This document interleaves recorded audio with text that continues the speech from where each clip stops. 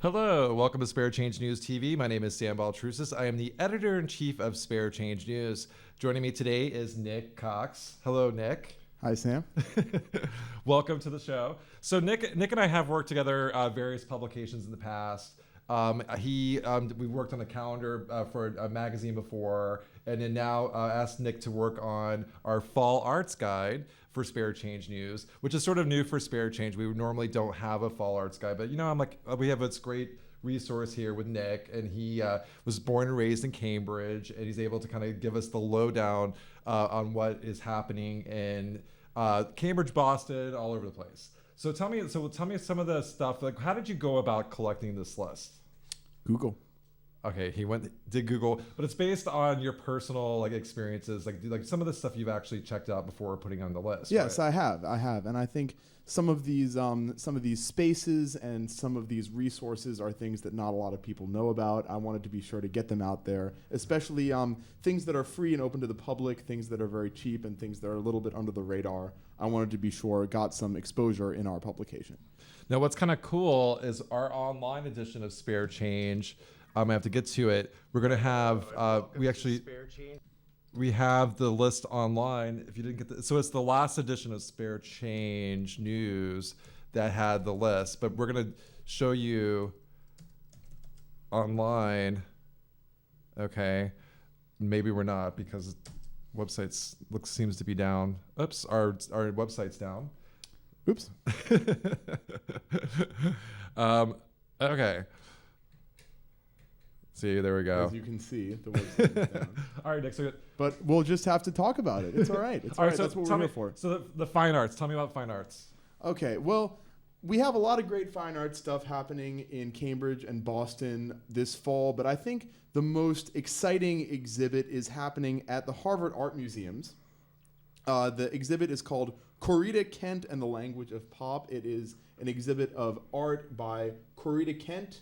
Corita Kent was a pop artist and also a Catholic nun. She was based in the Boston area, and she's probably best known for the so-called rainbow swash design that adorns the National Grid gas tank, which is just off of I-93 to the south of Boston. Anyone who's driven down there, anyone who's driven to the Cape, anyone who's taken a harbor tour of Boston, you've seen this magnificent white dome of a gas tank with these beautiful rainbow stripes going across it. That is the work of Corita Kent. Yeah, so Corita Kent, so I actually, last summer I was giving tours in Boston Harbor, and that was one of the main points that we point out, that big gas tank. It's actually the largest commissioned piece of artwork in the country, or actually in the world. So it has a claim to fame, and Sister Corita Kent, there was an exhibit we had at MATV, Malden Access TV. So she's been fairly accessible with her art, but it's fantastic that they're carrying this. And where is the exhibit? The exhibit is at the Harvard Art Museums. Okay. Right there in Harvard Square. The Harvard Art Museums are free at all times for Cambridge residents. You just got to bring your driver's license or your ID with you with your Cambridge address. If you're not a Cambridge resident, it's also free for all Massachusetts residents on Saturdays from 10 a.m. to noon. And I really recommend this exhibit. Corita Kent, like I said, was a pop artist. She was a contemporary of Andy Warhol and Roy Lichtenstein. She was a woman of God, a woman of faith. So her art is very influenced by her faith, very devotional in nature, but she also borrowed a lot of elements from pop culture, consumerism, and advertising. So you get a very interesting intersection of worlds there. This is an exhibit that you should definitely check out if you have time.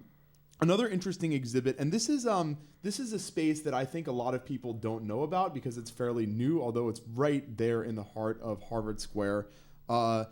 This gallery is called the Cooper Gallery, the Cooper Gallery of African and African American art. It's right on Mount Auburn Street, around the corner from Pete's Coffee and Tea. Cool. And it's only it's a little bit hard to get to because I think it's only open weekdays from 10 to 5.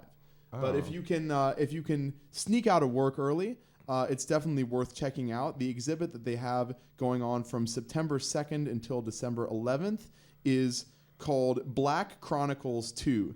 It's an exhibition of 19th and early 20th, mainly British photography of black subjects. A lot of these are never before seen images, and it's a really great example of the art of portrait photography when it was in its relative infancy, and also it sort of shows another side of the black experience in those early years, something that you don't really see in the history books. And that museum is totally free and open to the public. I definitely recommend that you check that out. So it's people of color, but it's British though. It's British. So they're not African American. No. Yeah. Okay. Yeah. So okay, great. Another exhibit, and I want to start with talking about the college and university art museums, because those are mostly free and open to the public. A really good resource for people who maybe don't have a lot of money but still want to check out interesting art around the city. Another exhibit, this one's opening a little bit later on October 23rd. It's going from October 23rd until January 3rd at the List Visual Arts Center on Ames Street. This is the MIT List Visual Arts Center. This is an exhibit of a Sicilian artist named Rosa Barba.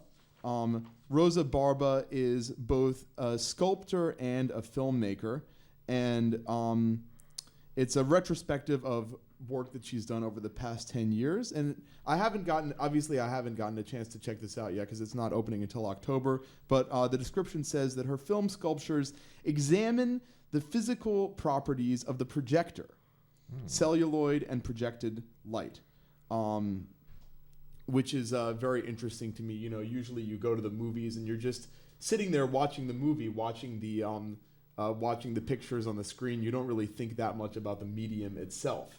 And it's not very often that you get a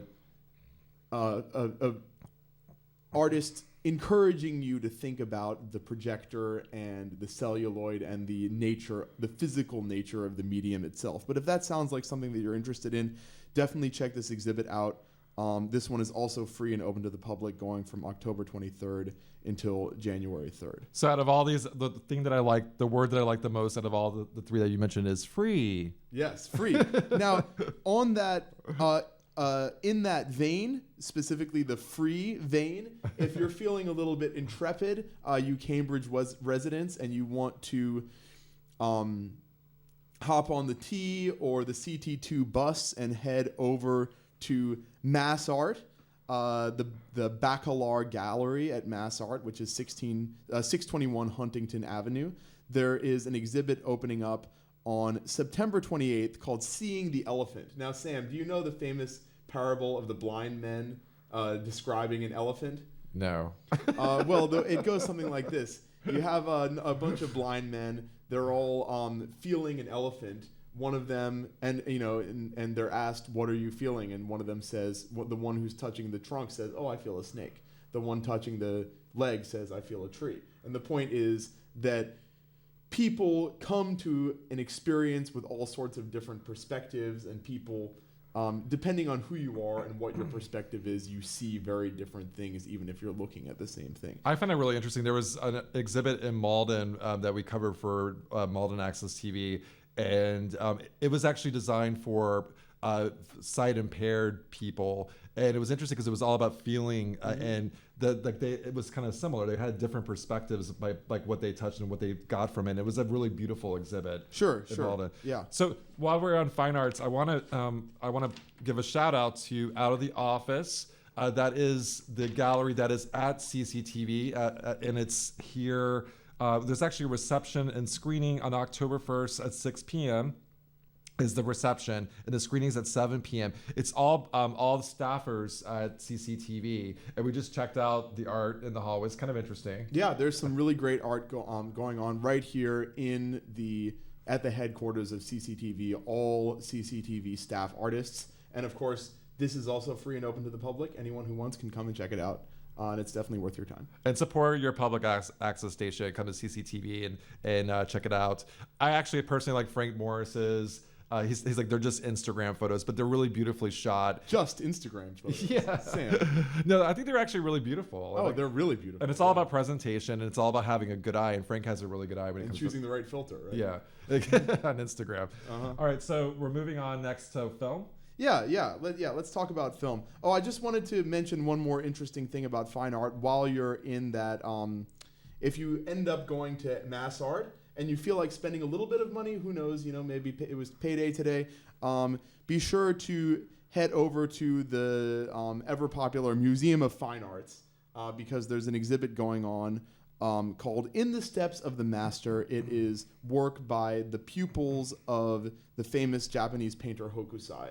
If you like Japanese art, that's definitely going to be worth your time. So yeah, let's talk about film. Well, before we go, so my favorite space in Boston is the Isabella Stewart Gardner Museum. Oh yes, I love it. I just actually go there just to relax. I haven't had time recently. I also like the ICA, and there's on every Thursday there's free Thursdays too. Oh, good point. Good point. Yes, every Thursday you can get into the ICA, which is over in Fort Point. Yep. Right across the Fort Point Channel from South Station. You can get in there for free on Thursdays. And did you know, Sam, that if your name is Isabella, you can get into the Isabella Stewart Gardner Museum for free?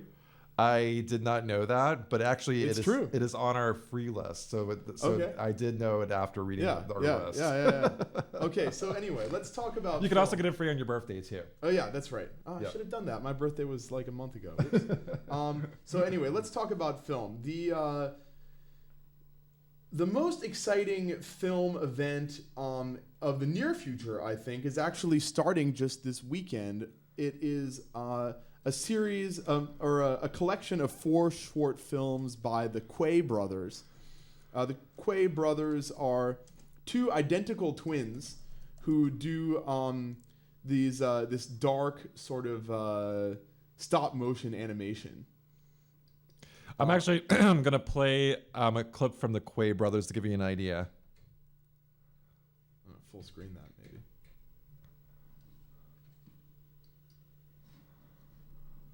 Yeah, this is an example of work by the Quay brothers. You can see some very dark sort of browns and grays. That's very characteristic of their work. Like I said, they're stop motion animation. There goes a screw screwing itself out of the window. What is going on here? I don't know what's going on here, but I definitely want to see more. And these, interestingly enough, this collection of 4 short films is actually curated by none other than Christopher Nolan. Oh. The visionary director of The Dark Knight Rises and Inception and Interstellar, all those famous movies.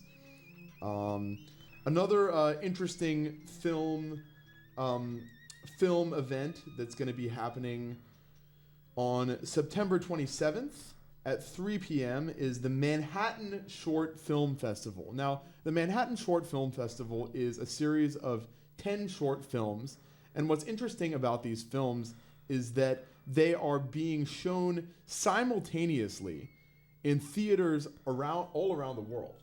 Wow. Yeah, like hundreds of theaters. So you get to go to this screening and be part of something that thousands of people are also part of. Now, where's that? This is going to be at the Museum of Fine Arts. Okay. Tickets are $9 for members, $11 for non-members, which is not so bad. And finally, we have also in the free/very cheap category, we have the Mass Art Film Society. This happens Wednesday nights at 8 p.m. It's a weekly series of films by experimental and avant-garde filmmakers. Everyone from the classic to the contemporary.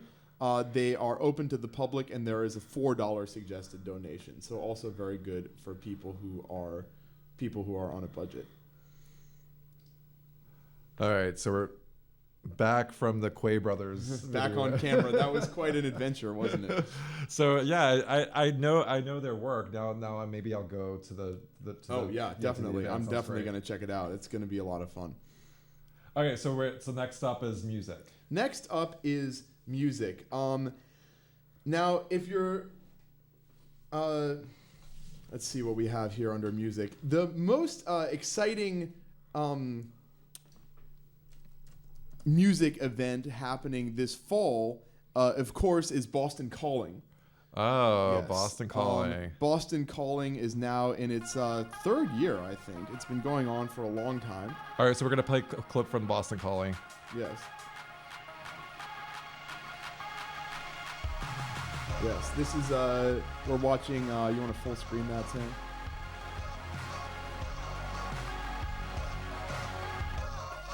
Yeah, there you go. We're watching advertisement for Boston Calling right now. We've got the Avid Brothers, we've got Alabama Shakes, we've got Of Monsters and Men, Churches. This song playing in the background, I should mention, is by Churches, Chromeo, Ben Howard. Boston Calling is a huge music festival that's been going twice a year for a couple of years now, right in City Hall Plaza. It's definitely not free. It's actually pretty expensive, but you know, if that's your idea of a good time, you should definitely go check it out. I've never actually gone to Boston Calling, but I've heard that it's a lot of fun. This video is actually kind of interesting. Yeah, this video is great.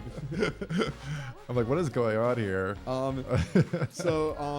That's all fine and good, but if your tastes run a little less pop and a little more classical, I have another recommendation for you, namely the season opener of the Handel and Haydn Society. Oh, great. Yes. The Handel and Haydn Society is the oldest continuously performing symphony orchestra in America, actually. They were founded in 1815. This is going to be their bicentennial season. And they're kicking off their bicentennial season this year, October 2nd at 7:30, and then October 4th at 3 in Symphony Hall with performances of Mozart, the Mozart Requiem. Oh, wow. Yes, the Mozart Requiem, which is considered by many people to be quite possibly the finest piece of music ever composed. How does Mozart Requiem go? It's let's see. Well, I mean, there are a couple of famous parts. There's the Dies. Let's see. There's the Confutatis, the one that's like. And then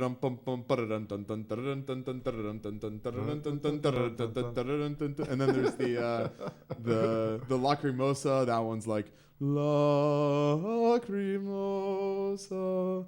And then there's the Kyrie that's like Kyrie eleison. You know what I'm You gotta watch it. You kind of have to be there to fully. I'm not really giving you the full effect. We can have Nick do the whole like replay. I could. I actually I sang this when I was in the chapel choir in college, so I know it very well. But it's I'm a little bit off my game now. Now finally, I have one more exciting music event going on for you this fall. November. Now, of course, I should mention there's all sorts of great music going on. Both classical music and pop music. There's still, despite the regrettable demise of T.T. the Bears and Johnny D's, there's still tons and tons of great music venues throughout the city. There's the Middle East. There's the House of Blues. There's the Sinclair, and there's the Paradise and Brighton Music Hall. There's also Symphony Hall. There's Jordan Hall. Tons and tons of places if you like live music. What are your thoughts on the sort of like the Johnny D's and TT the Bears closing? Well, it's a shame, Sam. It really is, especially TT the Bears. I saw a lot of great shows there, and I always really liked going to shows there. But it's just kind of how it goes. Sometimes a venue has trouble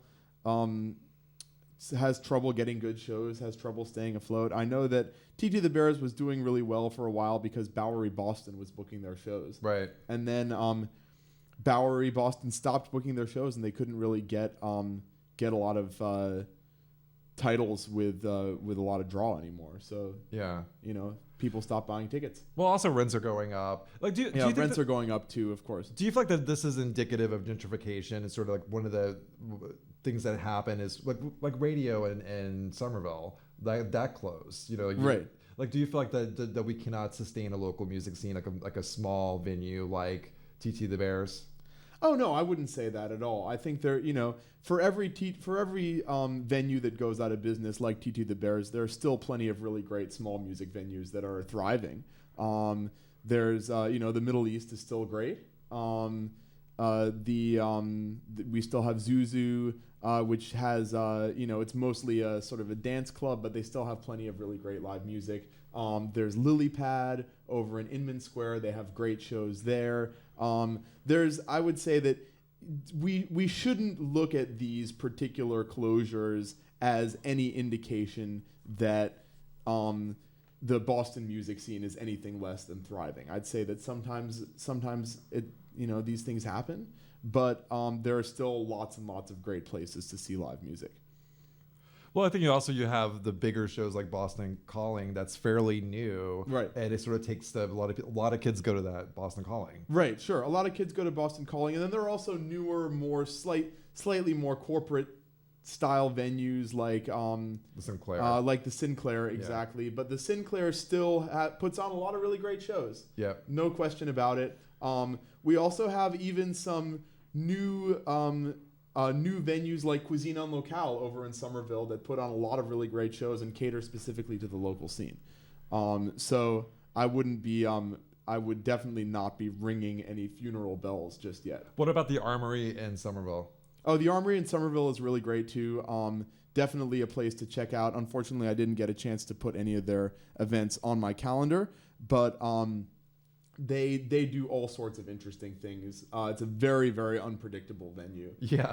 Very unpredictable. Actually, Nick and I met at the Armory. Yeah, that's right. I used to work there. Yeah. And Sam would come and get his coffee. At the cafe. It's a very unpredictable venue. You never know what you're going to find. And there's also a nice cafe there. So so out of all the things that's coming up in the fall, what would the one thing that you would highly recommend? The one thing that I would highly recommend, you mean in terms of music or just in general? Just in general. Just in general, honestly, I'm going to go back to that Corita Kent exhibit. I really think that that's the exciting thing for the fall. But before we make any sweeping claims like that, we still need to talk about theater. Oh yeah, theater, that's important. Yeah, theater is very important. We have a couple of interesting theater performances. Now, a lot of this is in Boston, unfortunately, because that's just where the theater is mainly. We have the Boston Lyric Opera in October is doing La Bohème, the great opera by Puccini. Love La Bohème. And this production of La Bohème this is pretty brilliant, actually. It's going to be reimagined against the backdrop of the 1968 Paris student revolts. So you're going to be seeing like graffiti on the walls and people like throwing Molotov. So sort of like how like Rent was the reinvention of La Bohème, but they're doing it. Yeah, a little bit, but it's actually going to be La Bohème. Yeah. So that should be a lot of fun. There's a very interesting sounding play that's going to be starting. Oh, I guess it actually just started yesterday. Arts Emerson, the Paramount Theater. It's called Ernest Shackleton Loves Me. And it's about this single mother who's at the end of her tether. She goes on an online dating site, and she, interestingly enough, gets a message from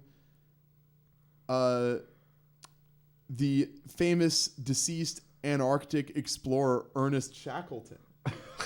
And they start messaging back and forth, and they end up striking up some sort of strange hallucinatory romance with each other. Okay. So I don't know what to expect from that, but it sure sounds interesting.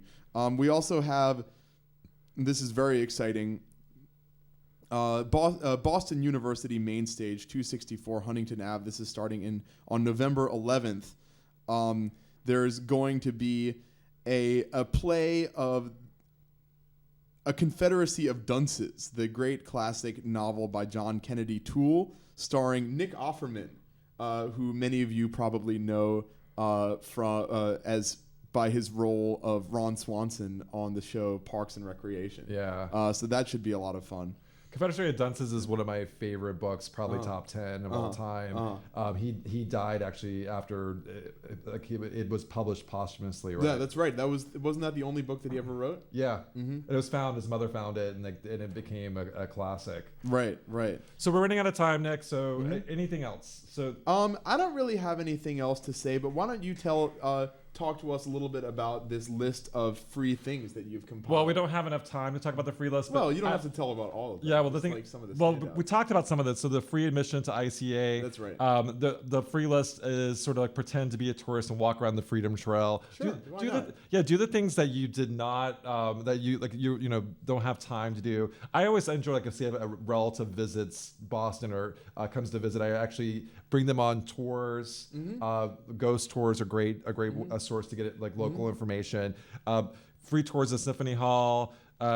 There's find Cambridge's secret garden on top of the Cambridge Center garage. There's a lot of cool things. Check it out. You can go to our website, sparechangenews.net. It's in the last edition of Spare Change. Our current edition features Matt McGorry from Orange is the New Black. Have you? How can